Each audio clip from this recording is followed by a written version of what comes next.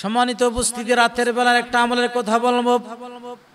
সে আমলটা যদি আমরা করতে পারি, আল্লাহ পাক রব্বুল আলামিন এত পরিমাণ ধন সম্পদ দান করবেন, চতুর্দিক থেকে টাকা শুধু বৃষ্টির মতন আসতে থাকবে, মনের আশাগুলো পূরণ হবে।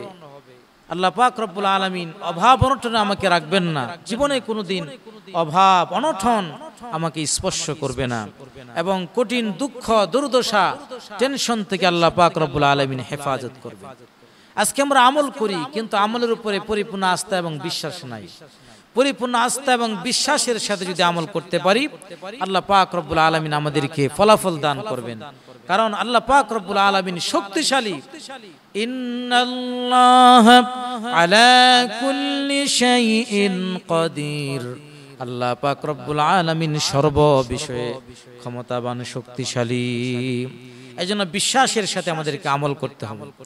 আল্লাহ তাআলার কিছু গুণবাচক নাম রয়েছে, সেই গুণবাচক নামগুলো ধরে ধরে যদি আল্লাহর কাছে আমরা দোয়া করি, আল্লাহ কবুল করে নেবেন। আল্লাহ পাক বলছেন, ওয়ালিল্লাহিল আসমাউল হুসনা ফাদউহু বিহা। আল্লাহ পাকের গুণবাচক সুন্দর সুন্দর নাম রয়েছে, তোমরা এগুলো দ্বারাতে আল্লাহ পাককে ডাকো।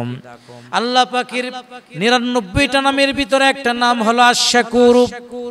আশ-শাকুরু আল্লাহ তাআলা ৯৯টা নামের ভিতরে একটা।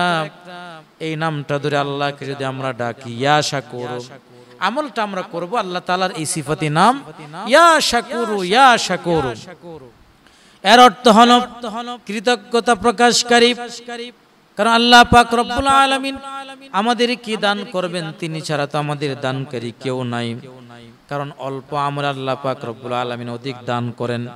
এজন্য আমলটা যদিও ছোট, আল্লাহ পাক রব্বুল আলামিন অনেক কিছু আমাদেরকে দান করবেন।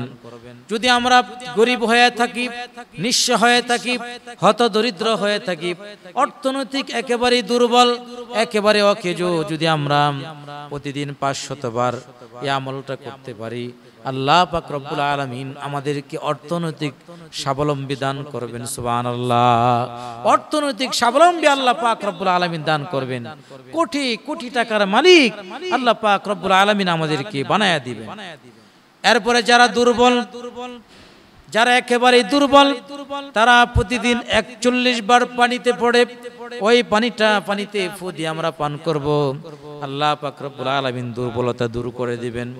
অনেকে যদি চোখের সমস্যা হয়, চোখে কম দেখি বা চোখে ঝাপসা দেখি, আমরা এই দোয়াটি ইয়া শাকুরু, ইয়া শাকুরু দোয়াটি ৪১ বার পরে পানিতে ফু দিব, এবং আমরা আগে পরে দুরূদ শরীফ পড়ে নিব, এরপরে পানিতে ফু দিব। ইনশাআল্লাহ আমার চোখের পাওয়ার আল্লাহ পাক রব্বুল আলামিন ফিরিয়ে দিবেন।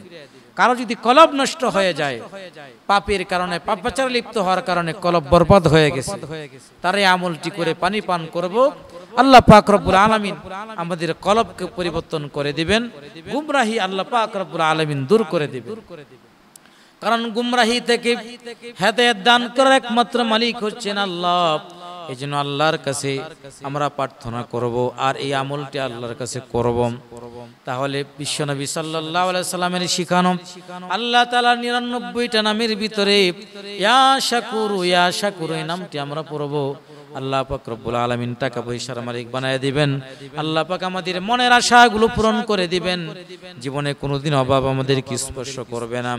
কঠিন দুঃখ দুর্দশা টেনশন থেকে আল্লাহ পাক রব্বুল আলামিন আমাদেরকে হেফাজত করবেন। আল্লাহ পাক রব্বুল আলামিন আমাদের সবাইকে আমল করার তৌফিক দান করেন। আমরা সকলে পড়ছি আমিন।